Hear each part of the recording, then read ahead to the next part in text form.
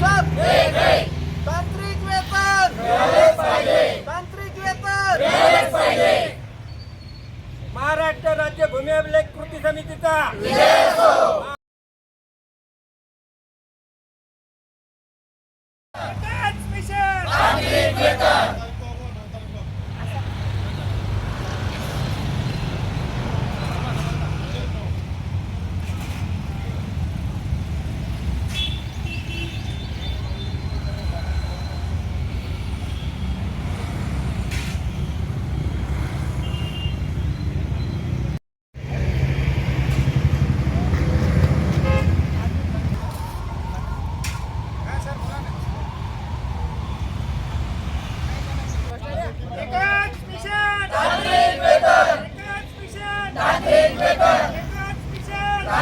काय आपल्या मागणी आहे तुमच्या आज?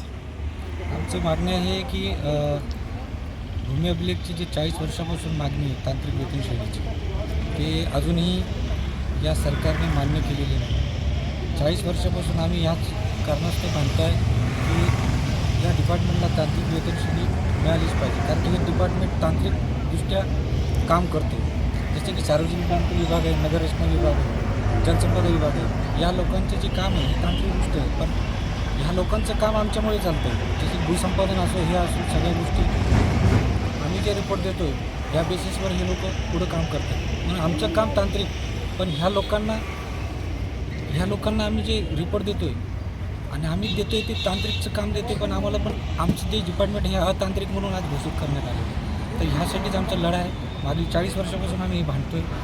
दुसरी गोष्ट, मान्य खंडपीठ न्यायाधीश यांनी आम्ही 2017मध्ये मॅटमध्ये केस टाकलेली होती. त्या केसमध्ये आमच्याकडून जरी रिझल्ट लागलेला आहे तरी हे सरकार एवढं निष्ठुर आहे की एवढं आमच्याकडून रिझल्ट लागूनसुद्धा आम्हाला या तांत्रिक वेतन श्रेणीपासून दूर करण्यात येतो. आज रोजी आम्ही वंचित राहतो आहे. आज रोजी आम्ही रस्त्यावर उतरण्याचं एवढंच काम आहे.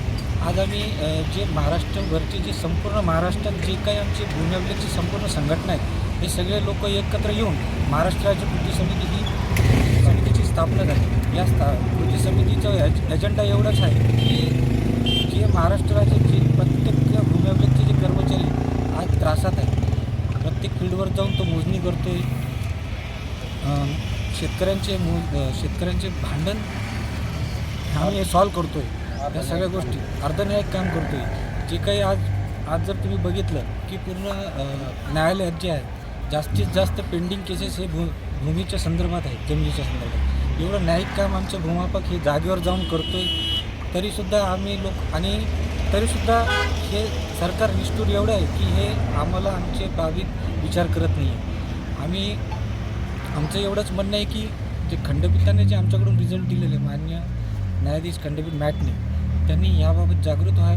आम्हाला तांत्रिक वेतन श्रेणी लागू करावी हीच एक विनंती. तुमच्या मागण्या मान्य झालं तर पुढचं तुमचं काय? आम्ही याच्यानंतर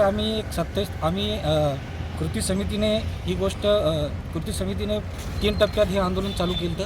18 ते 20 तारखेपर्यंत असहकार्य आंदोलन, ज्याच्यामध्ये आम्ही कार्यालयात काही काम केलं नाही, फक्त कार्यालयात हजर होतो. 23 ते 27 तारखेत आम्ही सामूहिक अर्जित रजा दिल्या होत्या, कारण की ह्या सरकारला जाग येण्यासाठी आम्ही त्यांना वेळ दिलेला होता. परंतु ह्या सरकारने आमची कोणतीही मागण्या मान्य केलेली नाही. 27 तारखेला आम्ही संपूर्ण महाराष्ट्रभरचे लोक सेटलमेंट कमिशनर मान्य जमाबंदी आयुक्त पुणे येथे आम्ही आक्रोश मोर्चा काढला. आक्रोश मोर्चा झाल्यानंतरसुद्धा या सरकारने आमची कोणतीही दखल घेतली नाही आणि आमचं ठरलेल्या कार्यक्रमाप्रमाणे आज रोजी आम्ही 2 तारखेपासून बेमुदत आंदोलन करतो आहे. या आंदोलनादरम्यान आमच्याकडून काहीतरी सरकारकडून काहीतरी आम्ही दाद मागतो आहे, कारण की ही दाद ही आजची नाही आहे. हे 40 वर्षापासून आम्ही हे तांत्रिक वेतन श्रेणीबाबत मागतो आहे. त्याच्यानंतर आमचा अजून एक मुद्दा आहे ते सुधारित आत्मोत्पन्न.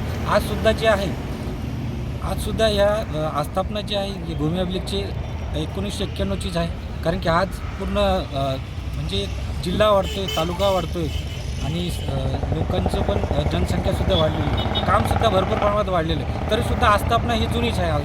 आमची मागणी ही आहे की यांनी आकृतीबंधसुद्धा मंजूर करावी. तिसरी गोष्ट, महिन्याचे 30-31 दिवस असतात, यांनी आम्हाला 18 प्रकरणं द्यायली. म्हणजे महिन्याचे जर तुम्ही सरासरी धरले तर 8 सुट्ट्या होतात. 30पैकी 8 म्हणजे 22 दिवस. आणि सार्वजनिक सुट्ट्या जर समजा काही धरले तर 4-5 दिवस. म्हणजे 18 प्रकरणं मोजणीचा हे जे GR काढला आहे ते आमची मागणी आहे की ते रद्द झालं पाहिजे. काय ही नाव गोष्ट- तुमचं? मी राजू बंडा कास्टाईप संघटनेचे अध्यक्ष आहे, पण कृती समितीच्या बॉडीवर आम्ही सगळेच लोक आहोत. तर आमची मागणी ही शासनापर्यंत